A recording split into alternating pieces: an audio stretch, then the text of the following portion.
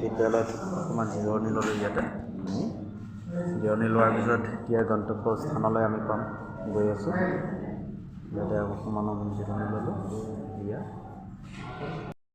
এয়া হৈছে শ্ৰীমন্ত শংকৰদেৱ বিদ্যানিকেতন নাৰেংগী গুৱাহাটীস্থিত আজি ৰবিবাৰ মিউজিক ক্লাছ চলি আছে আজি ষ্টুডেণ্টসকল আছে টিচাৰ আছে আমি ইয়াত পাই গ'লোঁ কণ্টেক্ট সময় জিৰণি ল'বৰ কাৰণে ইয়াত আহি গ'লোঁ এয়া আমি এতিয়া যাত্ৰা কৰিলোঁ আমাৰ সভালৈ যাত্ৰা কৰিলোঁ আমাৰ লখিমপুৰ টীম এয়া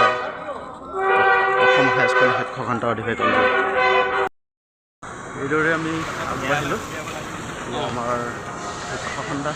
আমাৰ লখিমপুৰ টীম ইয়াত আহি আছোঁ আমি গৈ আছোঁ এতিয়া খোজকাঢ়ি গৈ আছোঁ এতিয়া অকণমান আগতে আমি পাই যাম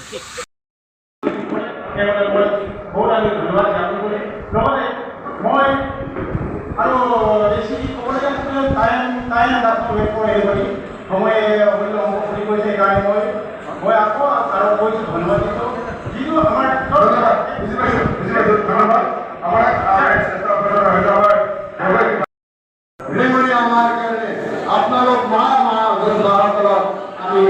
আহ্বান জনাইছোঁ আৰু আমাৰ এই শৈক্ষিক পৰিৱেশটো উন্নত কৰিব পাৰিলে আমাৰ নতুন প্ৰজন্মৰ ভৱিষ্যতে আন্তৰ্জাতিক লেভেলত আমাৰ